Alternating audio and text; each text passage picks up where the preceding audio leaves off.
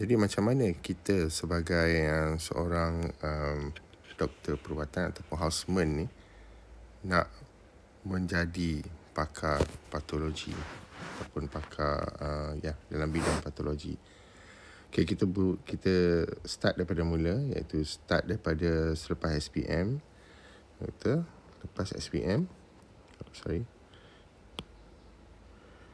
Jadi apabila selepas SPM, bila umur 18 tahun tu, kita akan masuk ke Prayu. So Prayu ni dia ada banyak lah. Kita akan ada Matrix, Form 6, kita ada Asasi dan lain-lain. Dan banyak lagi lah yang setara A-level dan semua tu. So selepas Prayu barulah kita boleh dengan keputusan yang baik, kita akan masuk perubatan. Ijazah doktor perubatan. Alright. So ijazah doktor perubatan ni biasanya dia akan ada dua jenis lah yang biasa kita dengar. Sama ada MD, Medical Doctor, ataupun MBBS. Okay. Medical Bachelor in Basic Surgery. So MBBS ni. So Prayu akan mengambil masa lebih kurang dalam 1 ke 2 tahun. Lepas tu ijazah doktor perubatan ni biasa akan mengambil masa lebih kurang 5 tahun minimum. Okay. So selepas 5 tahun umur so total dengan Prayu lebih kurang 6 tahun, 7 tahun. So kita berjaya menjadi doktor perubatan.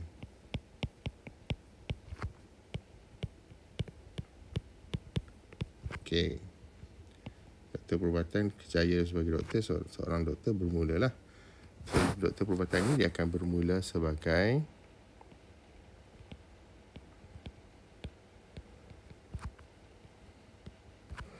houseman officer ataupun house officer.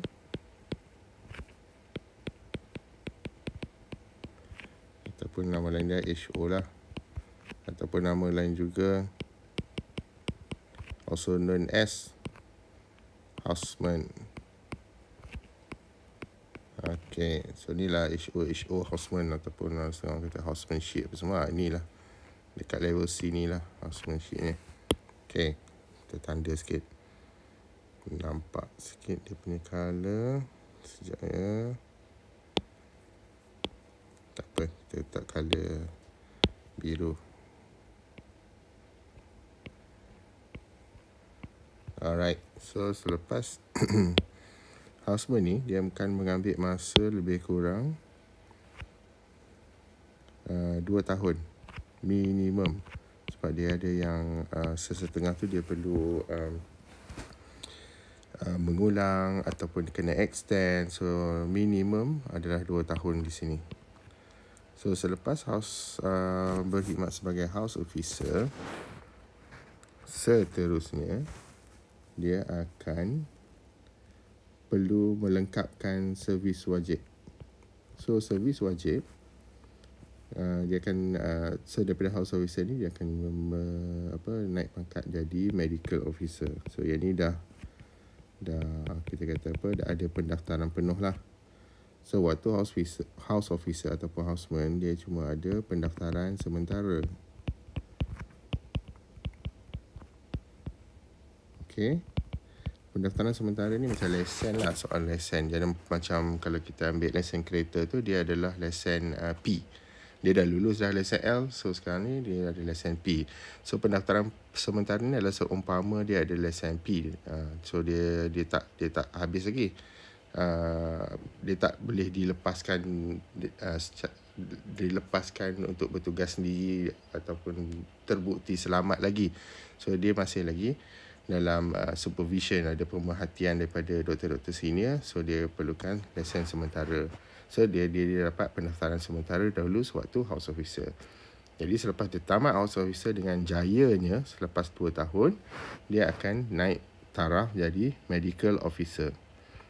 So medical officer ni barulah pendaftaran sementara dia ni bertukar daripada pendaftaran sementara kepada pendaftaran penuh. Okey, pendaftaran sementara tadi akan bertukar menjadi pendaftaran penuh.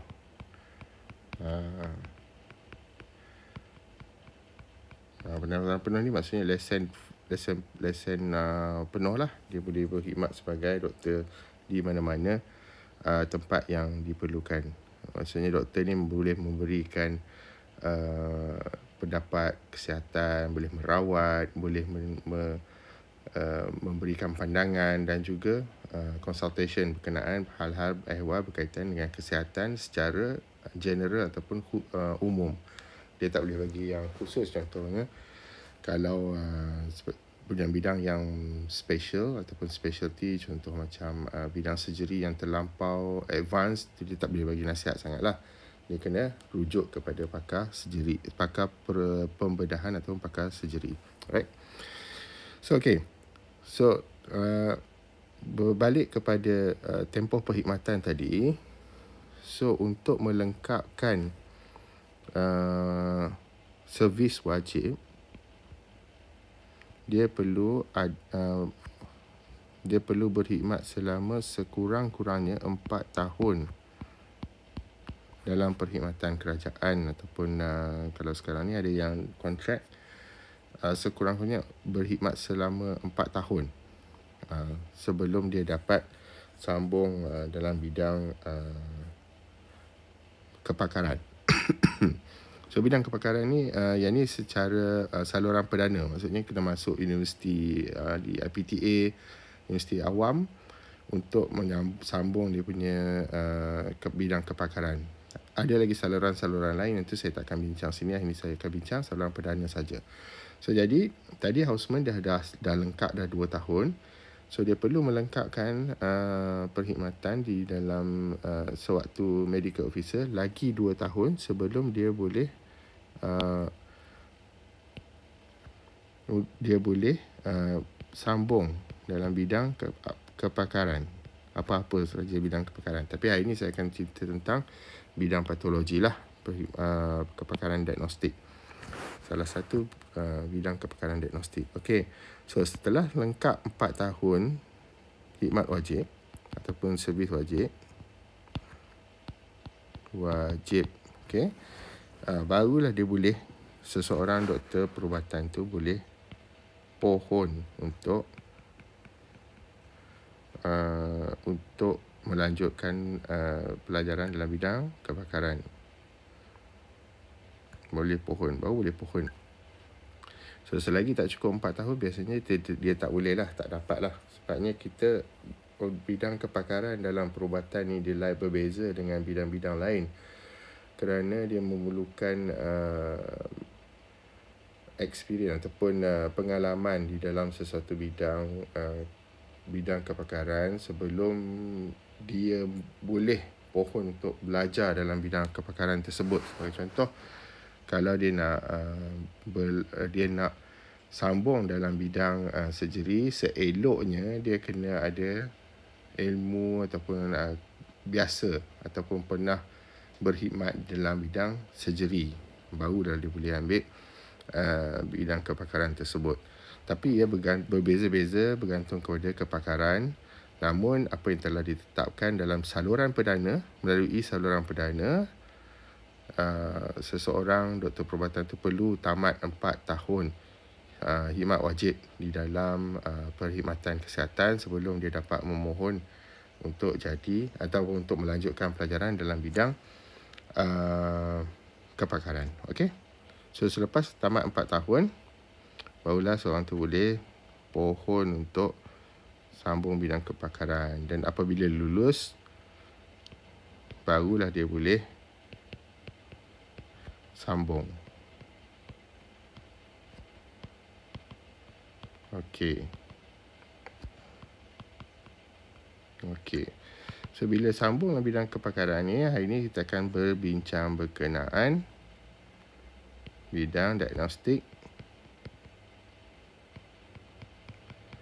kepakaran diagnostik iaitu bidang patologi. Okey. So, secara ringkas kita dapat dah sinilah. Okey. So, ini nampak timeline dia. Okey. So, dalam bidang patologi ni, okey, kita buka tempat baru. Bidang patologi ni dia terdiri daripada beberapa sub-sub bidang yang berbeza. So, patologi di bawah dia termasuk bawah perkhidmatan diagnostik. Okey. Dia perkhidmatan diagnostik ni dia membantu ataupun menolong bidang-bidang klinikal iaitu seperti perubatan, surgery, ortopedik dan lain-lain untuk melakukan tugas-tugas diagnostik. Bergantung kepada sampel ataupun apa yang dia tengok, dia akan memberi diagnosis yang hampir tepat ataupun tepat agar membantu dalam proses perawatan dan juga mutu perkhidmatan pada bidang klinikal yang lain. Okey. Jadi kita tengok terdapat beberapa bidang patologi yang ditawarkan oleh Universiti Awam buat masa ini, iaitu yang pertama patologi anatomik. Yang kedua adalah hematologi. Yang ketiga adalah microbiologi. Yang keempat, patologi kimia. Yang kelima, genetik. Yang keenam adalah patologi forensik.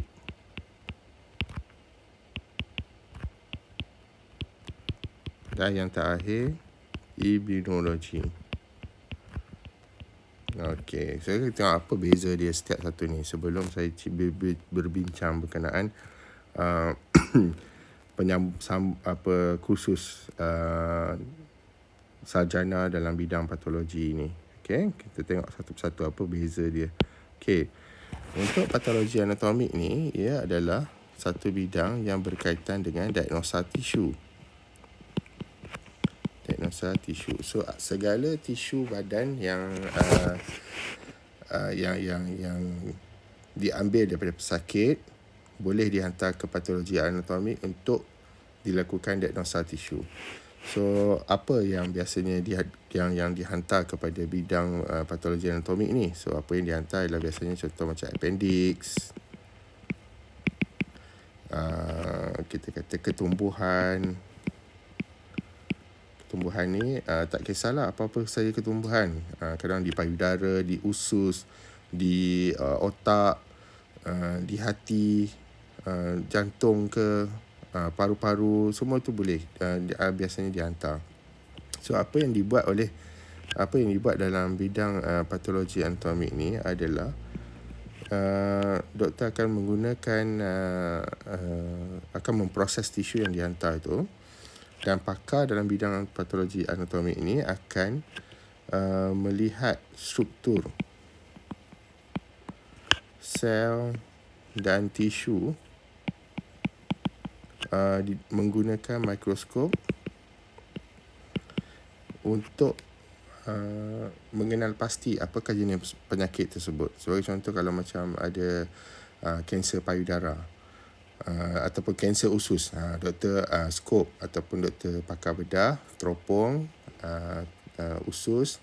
Sebenarnya dia ambil sedikit tisu tu dihantar ke bahagian patologi anatomik ini tadi, dan doktor pakar di bahagian patologi anatomi akan memproses tisu itu dan melihat struktur sel dan struktur tisu tersebut di bawah mikroskop dan mengenal pasti sama ada tisu yang dihantar itu adalah kanser ataupun tidak.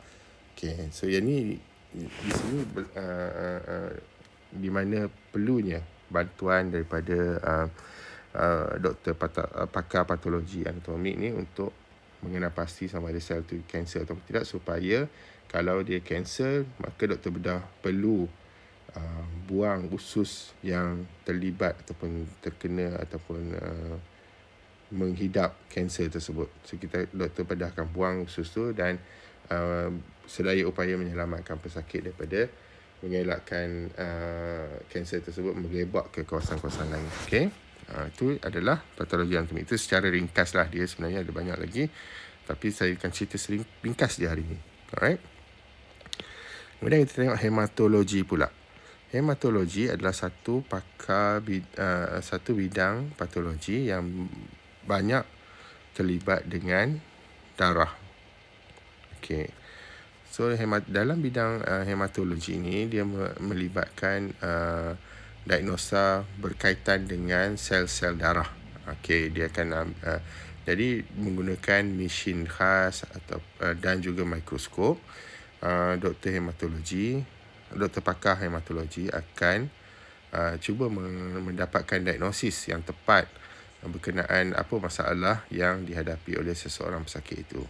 Okey, mari kita lihat sebagai contoh seperti pesakit yang menghadapi kanser darah ataupun leukemia. Jadi, doktor pakar hematologi, apabila darah itu dihantar kepada beliau ataupun kepada mereka dalam bidang ini, doktor makmal akan menghasilkan, kita panggil smear darah, ataupun dia akan letakkan sel darah itu, dia akan letakkan titisan darah itu di atas slide kaca dan akan buat satu akan menyebarkan darah tersebut di atas slide kaca supaya kita dapat, doktor hematologi ini akan dapat lihat akan rupa bentuk sel darah yang terdapat di dalam pesakit tersebut. So daripada sini, sekiranya terdapat abnormality ataupun benda yang tidak normal pada sel darah tersebut, maka doktor hematologi akan keluarkan satu laporan dan menyatakan bahawa pesakit tersebut mempunyai kanser darah. Dan doktor perubatan akan terus merawat pesakit tersebut dengan memberi kemoterapi yang sepatutnya. Right. Selain daripada itu, hematologi juga terlibat dengan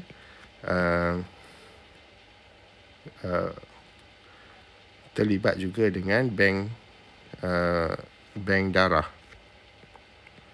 Okey, bank darah ni yang mana sekiranya semua dapat maklum, sekiranya berlaku keperluan untuk pemindahan darah, so kita akan merujuk ke bank darah untuk mendapatkan darah-darah yang sesuai untuk dimasukkan kepada pesakit yang diperlukan. Sebagai contoh, seperti pesakit yang tumpah darah sewaktu bersalin, yang mana darah terlalu banyak hilang sehingga dia punya hemoglobin ataupun darah dalam badan tu sangat-sangat kurang, maka doktor di bahagian ONG bolehlah menghubungi doktor pakar di bahagian hematologi untuk memohon darah yang sesuai untuk dimasukkan kepada pesakit tersebut. Okay?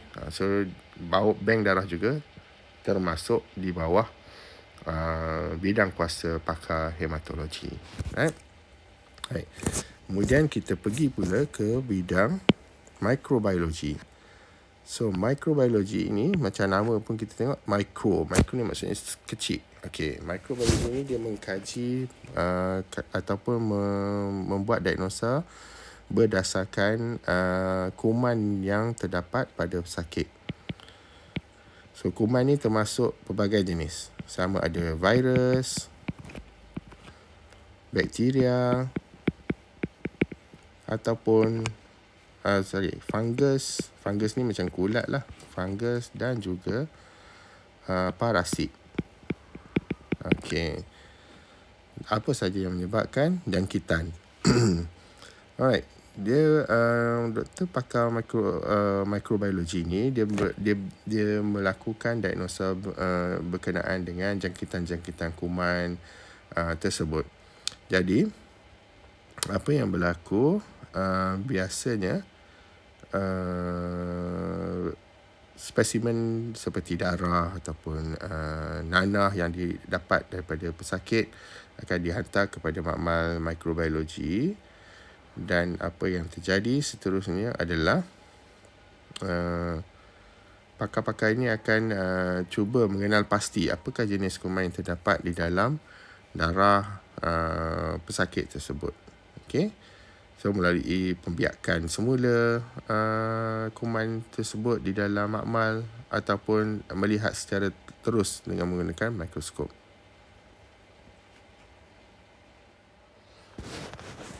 Okey, kita sambung lagi dengan patologi kimia.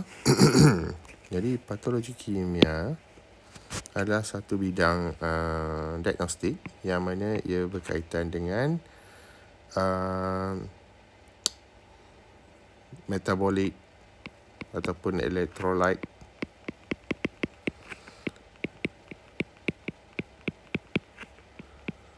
dan juga bahan-bahan kimia dalam darah.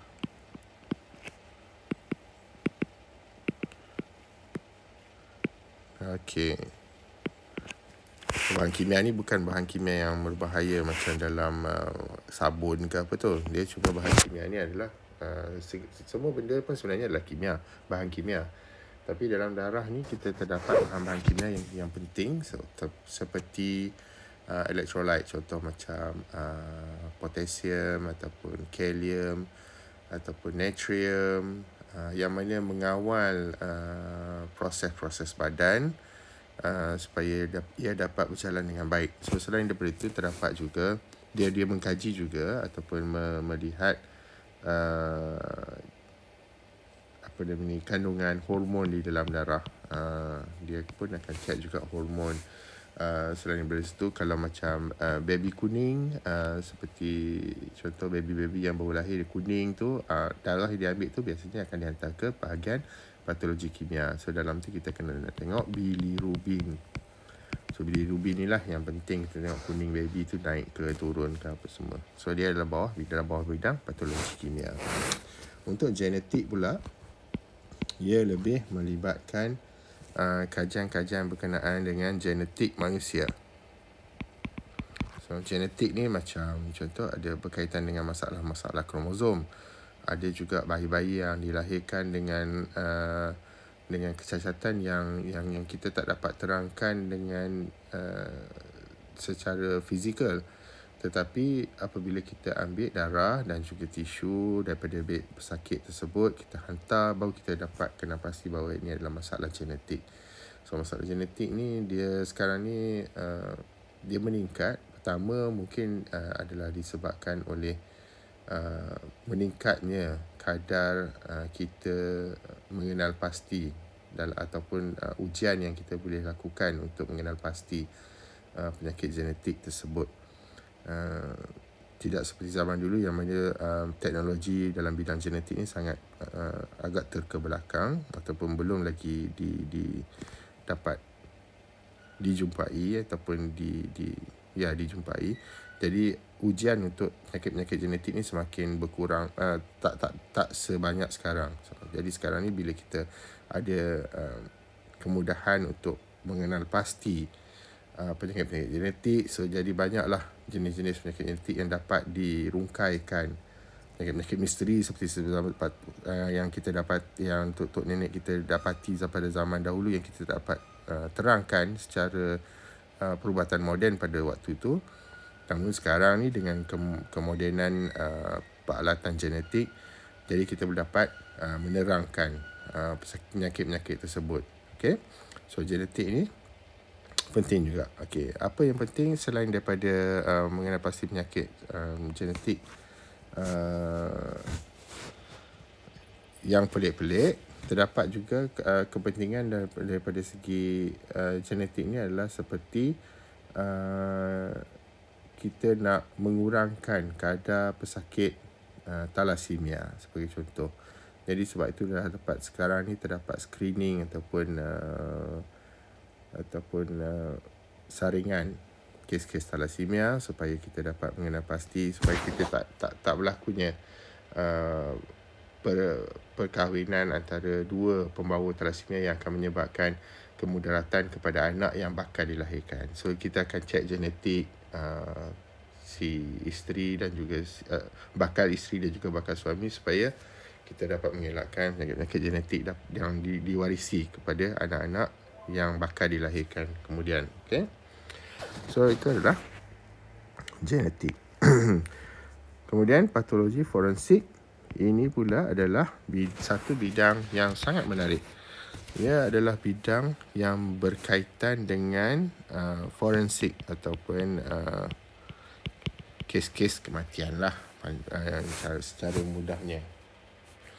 So forensik ni dia berkaitan dengan ujian-ujian yang dilakukan terhadap kes-kes kematian ataupun kes-kes yang berkaitan dengan polis ataupun mempunyai mempunyai hubung kait dengan kes-kes legal ataupun kes-kes polis, right? So pakar forensik, patologi forensik ni tugas dia sangat menarik sebab dia dapat mengenal pasti sebab mati, punca kematian dan juga kenapa seseorang si mati tu mati. Okey. Dia dapat membantu dalam keadilan kepada si mati tersebut dan juga keadilan kepada waris-waris si mati. So ini adalah pakar forensik. So dia akan melakukan tugas dia adalah dia akan melakukan bedah siasat,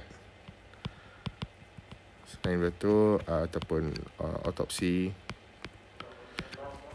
Selain daripada itu, dia juga akan terlibat dalam proses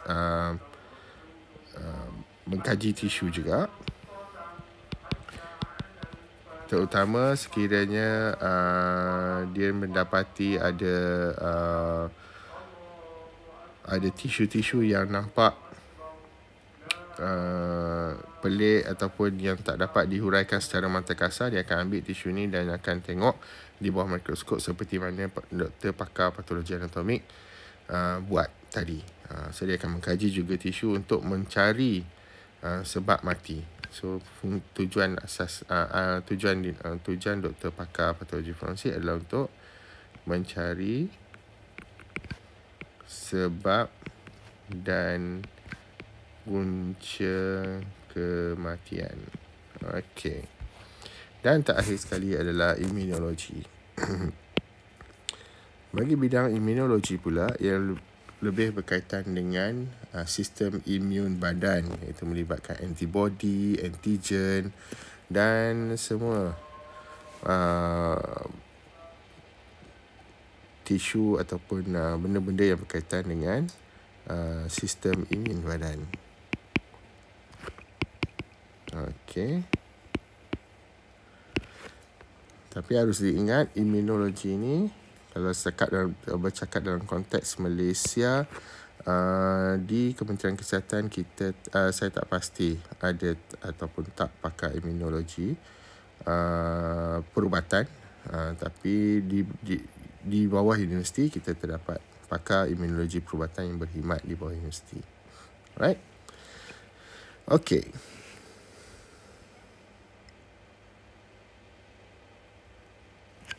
Okey, selepas itu kita akan sambung apa yang perlu dijalan oleh seseorang itu sebelum dia bergelar pakar patologi, pakar diagnostik dalam bidang patologi. Okey.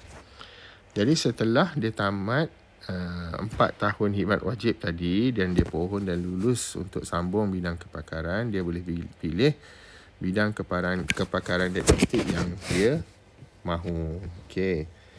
Tapi buat masa ini, kaedah ataupun kursus sarjana untuk bidang kepakaran patologi ni dia terdiri pada 4 tahun. Okey. Dan terbahagi kepada 2 fasa, iaitu fasa 1 dan juga fasa 2. Okey, apa yang membezakan fasa 1 dan fasa 2? Dalam fasa 1, dia mengambil masa antara minimum 1 tahun untuk menghabiskan pengajian dalam fasa 1. Okay. Alright, pada fasa 2, dia mengambil masa selama baki 3 tahun. Okay. 3 tahun di fasa 2. Okay. Dalam fasa 1, dia akan calon ni dia akan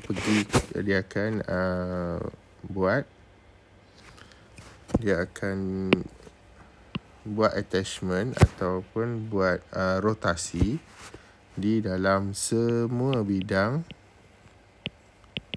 patologi. Okey, mana semua bidang patologi tu? Yang ni tadilah. 1, 2, 3, 4, 5, 6, 7. Okey, dia ada patologi anatomik, hematologi, mikrobiologi, patologi kimia, genetik, patologi forensik dan juga imunologi. So, di fasa 1 dia akan dalam masa 1 tahun tu dia bahagikan rotasi tu untuk dia seorang calon tu untuk menghadapi ataupun masuk dan belajar tentang urus takbir semua bidang patologi tersebut. Kemudian dia akan ada exam di sini sebelum dia naik ke fasa 2. Okey. Selepas fasa 2, seseorang calon tu perlu memilih dia nak masuk bidang patologi yang mana satu. Sama ada patologi anatomik tadi, hematologi,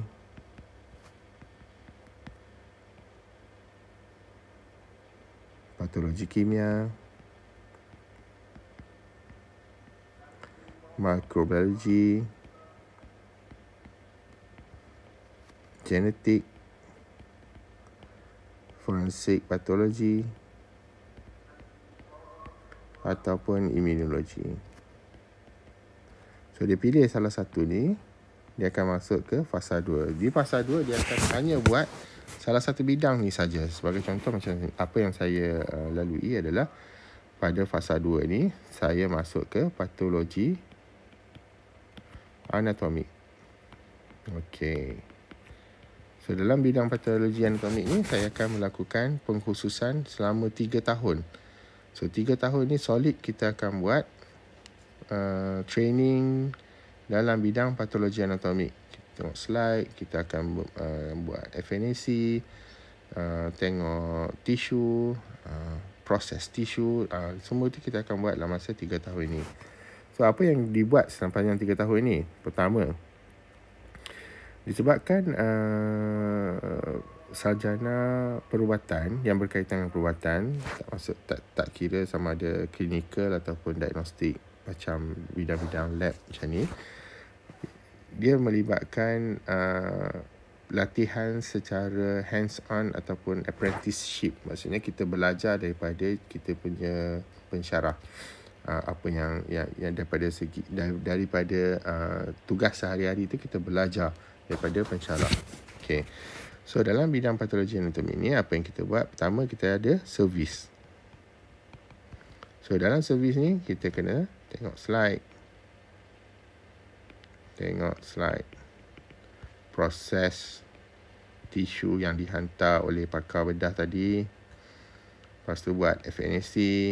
FNAC ni kita cocok ambil tisu tu lah. Yang biasa kalau doktor kata kita nak cocok ambil tisu sikit, nak tengok bawah, nak tengok dekat mamal. So FNAC tu lah, kita proses ambil cucuk tu lah kita panggil FNAC, ataupun nama lain dia Fine Needle Aspiration Cytology. Okay. So FNAC lah kita panggil. Dia ambil cucuk-cucuk, ambil tisu dan tengok bawah mikroskop. Yang tu kita panggil FNAC. Dan yang kedua, selain daripada servis, kita kena study jugalah, kena baca. So study ni sebabnya di penghujung fasa 2 sini, kita akan ada satu lagi exam. Okay, so kena study, kena baca, kena tambah ilmu lah. Okay, tambah ilmu di situ. Okay, nombor 3, kita juga ada perlu buat research. Sini sama seperti master-master lain lah, kita buat research juga dekat sini. Kita ada research. So research ni bergantung, kita akan di pelajar-pelajar ataupun calon-calon sarjana ni, kita akan ada supervisor. Supervisor ni lah yang akan membantu dalam tugas-tugas penyelidikan ataupun research ni. Sebab sebelum nak ambil exam dekat ujung fasa 2 ni, kita kena hantar dulu thesis kita sebelum kita boleh mengambil exam. So thesis ni dia prasyarat kita untuk kita ambil exam. So kalau kita tak hantar thesis, exam pun tak ada, tak boleh ambil. So kita kena buat research. Jadi macam lebih kurang 6 bulan sebelum exam tu kita kena hantar thesis. Dan kalau tak ada masalah apa-apa, baru kita boleh ambil exam. Kalau ada pembetulan, kita kena betulkan sebelum exam kita tu. Right. So selepas pada itu, barulah kita boleh pergi exam. Bidang lain saya tak pasti macam mana exam dia, struktur exam dia. Tapi yang ni saya ceritakan exam untuk patologi anatomik. Okey, ni secara ringkas. Okey, untuk exam patologi anatomik, exam dia terdiri pada 2 bahagian. Pertama ada teori, yang kedua kita ada praktikal. Teori dia akan ada soalan esei. Dia ada 2 paper untuk kita jawab, untuk esei. So kita jawablah esei tu, sebab tu kena study tadi. Nombor 2 ni kena study untuk kita jawab exam lah.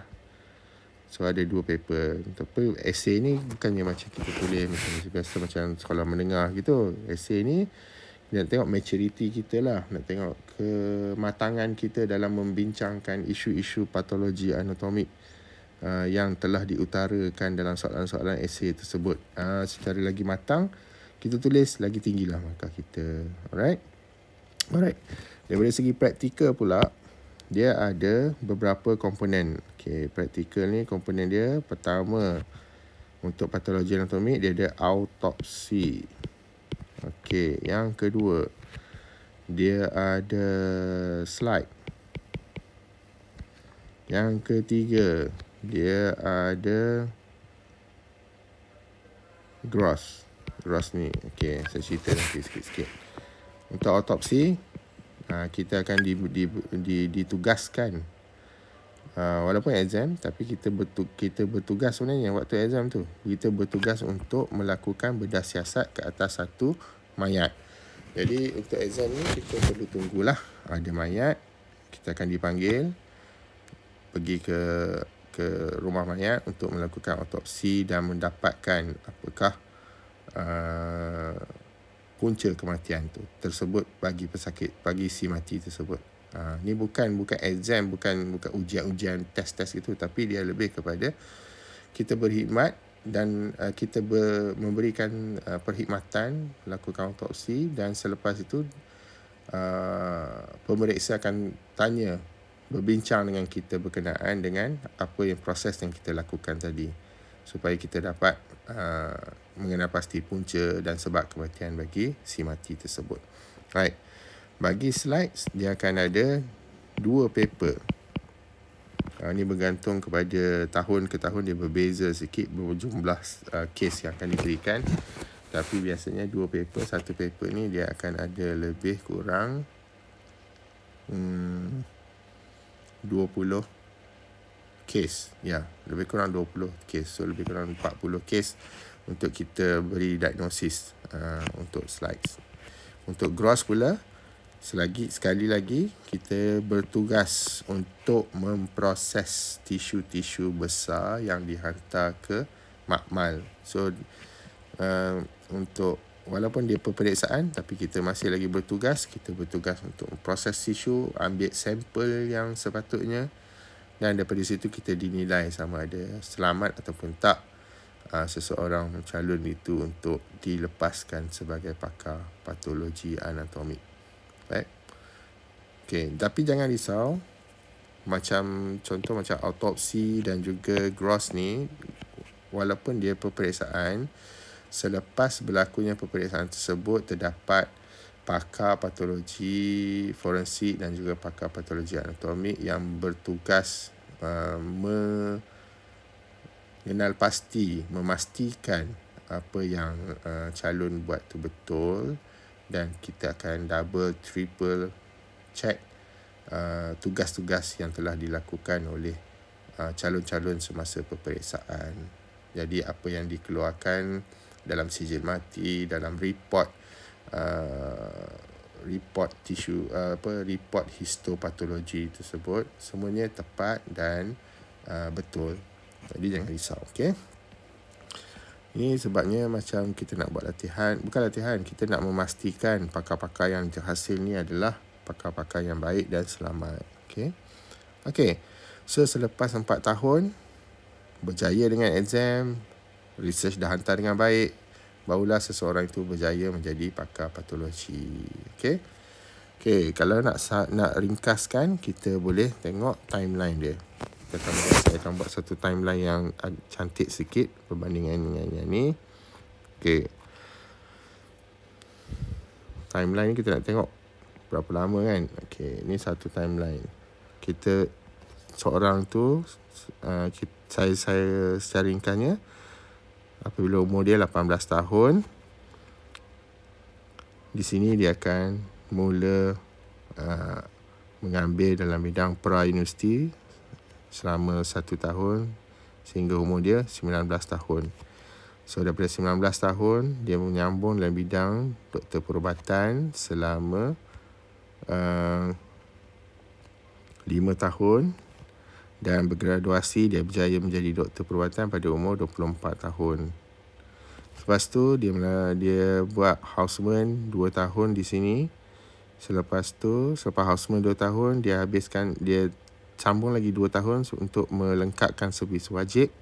So biasanya dalam umur 28 ataupun 29 tahun dia baru layak untuk pohon untuk menyambungkan pengajian dalam bidang kepakaran. Okey, sini dia dapat ND.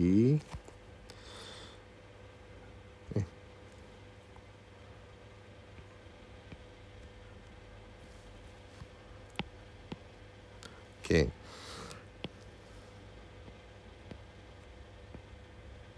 Okey, pada 28 dia mula sambung bidang kepakaran. Apabila kepakaran akan mengambil masa selama 4 tahun. Jadi apabila umur beliau adalah dalam 32 tahun, 32 ataupun 33 tahun, dia akan mendapat pakar dekat sini. Right? So apabila umur 33 jadi pakar, dia akan berkhidmat sehinggalah pencen umur 60. Sekarang ni 60. Lepas ni tak tahu, mungkin naik lagi. Okay. So dia akan berkhidmat sebagai pakar sehingga umur 60 tahun. So dia akan berkhidmat lebih kurang dalam hampir 30 tahun. Okay. Itulah secara ringkas perjalanan bagaimana seorang medical student daripada medical student menjadi pakar patologi. Dan biasanya dia ni sama saja dalam bidang-bidang lain, cumanya pengkhususan daripada segi exam dan juga latihan tu agak berbeza. Tapi kebiasaannya kalau saluran perdana untuk menjadi seseorang pakar perubatan, ia mengambil masa lebih kurang 4 tahun latihan. Mungkin lebih, biasanya 4 ke 7 tahun latihan untuk seseorang itu bergelar pakar selepas dia bermulakan program latihan kepakaran di dalam negara. Right? Semoga kita berjumpa lagi. Bye.